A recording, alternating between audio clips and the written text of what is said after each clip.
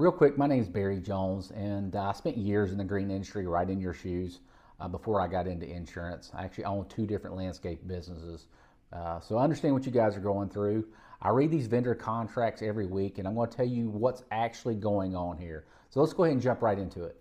The first thing you have got to understand here, and this is the part that most landscapers get wrong, a certificate holder and an additional insured are not the same thing. You see, a certificate of insurance is a one-pager your agent sends out. It's just proof that you have a policy. The person named on it as a certificate holder is just basically being shown the certificate, and they have no rights to your insurance, zero whatsoever. Additional insured is completely different. You see, when you add someone as additional insured, you're actually extending coverage from your policy to them. They become kind of like for a limited purpose as insured under your policy. They get the right to defense, they get the right to indemnity, they get protected by your insurance carrier directly. A certificate holder gets informed, and additional insured gets protected. That's kind of a simple way of looking at it there. And that's the whole reason property managers ask for it, because the certificate of loan doesn't actually help them if something goes wrong. Being added as additional insured does. So that's the reason they're going to ask for it. So when the property manager asks you to list them as additional insured, are they trying to take advantage of you? No, they're just doing what any reasonable property owner would do. They're making sure when your work causes a claim, your insurance handles it. And that's fair. It's standard, it's reasonable, it's not expensive, and if your policy is built right, it should handle that language no problem at all. The thing you've got to actually watch out for is the language in the contract. Now, most of the time it's fine. Some of it isn't. And the difference between the two can be the difference between a clean account and a coverage nightmare. So if you've got a vendor contract in front of you right now and you're not sure what it's asking for, link down below. I read the comments every week. Ask me. Also, my contact information is in there as well. Reach out to me. Would be more than happy to take a look at a contract that you have and take my point of view on it and see how we can help you. Now, the number one question I always get, am I going to be paying extra for this? And that's the question every landscaper should be asking.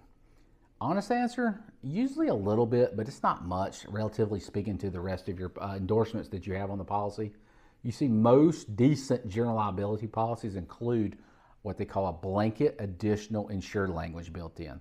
And basically what that means is if you come across a contract where that vendor is requiring you to list them as additional insured, it automatically extends to them. So you don't have to go in and add each one individually.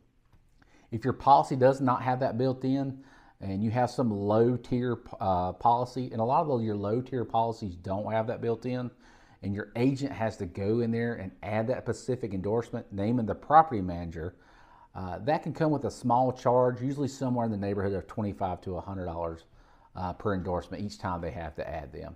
So one thing to think about here is if your agent is running around and they're adding additional insureds each time you have a contract, that's a sign your policy was not built for commercial landscaping. And that's worth taking a look at before your next contract. Something you want to keep in mind there. So now, why do they want this language? You got to picture things from their point of view, from their side. Your crew is out mowing a property they manage. A rock kicks out from underneath the mower, it hits a tenant's car, or a resident slips on some landscape edge and you guys installed crooked. When the lawsuit gets filed, and let me be honest, that's exactly what happens. The injured party doesn't just sue the landscaper, they sue everybody in the chain. Landscaper, property management company, property owner. Sometimes we even see where the tenant who hired the manager gets sued. That's how plaintiffs' attorneys work. They cast a very large, wide net and they let the courts sort out who's responsible. So the property manager is getting named in a lawsuit because your mower threw a rock. They didn't do anything wrong. They're still going to have to pay defense costs to defend themselves.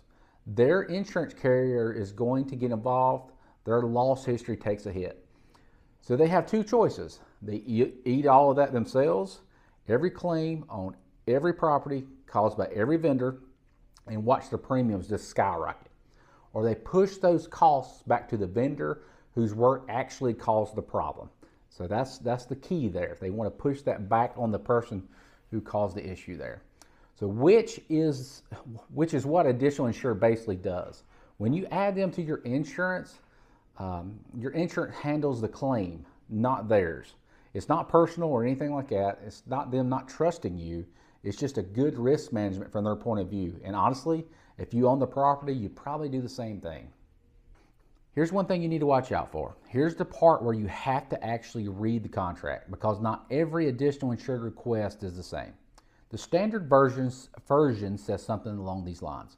Vendors shall name their property manager as additional insured for liability arising out of vendor's operations. That's pretty standard, and that's fine. That language limits it to your work. If your crew breaks something, your insurance covers it. If something happens on the property that has nothing to do with you, your policy's not going to get pulled in that aspect.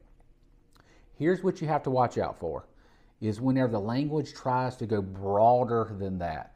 So for example, if the contract says that you have to cover them for any and all claims on the premises, whether or not they come from your work, now that's a problem in itself there. That's basically the property manager trying to dump their exposure on your insurance policy. I want you to push back on that one. Your carrier will not write it, and most property managers will accept the standard limitation once you raise it. Their lawyers wrote it broad and nobody pushed back. So I want you to be the one who does on that one. Two other terms to watch for is primary and non-contributory. That's standard. Your policy can handle that. Waiver of subrogation. And that's case by case. Have your agent take a look at that one. So when the property manager asks you to add them as additional insured, are they trying to take advantage of you? No, they're just doing what any reasonable property owner would do. They're making sure that if your work causes a claim, your insurance is going to handle it. It's standard, it's reasonable, it's not expensive if your policy is designed and built for it. The thing you actually need to watch out for is the language in the contract. Most of it's fine, some of it isn't though. It's something to be aware of. And the difference between the two can be the difference between a clean account and a coverage nightmare. So if you got a vendor contract in front of you right now and you're not sure what it's asking for, links down below. Leave a comment. My contact information's in there. Be more than happy to take a look at it for you and see how we can help. Either way, appreciate you watching, and we'll talk next time. Thanks. Have a good day.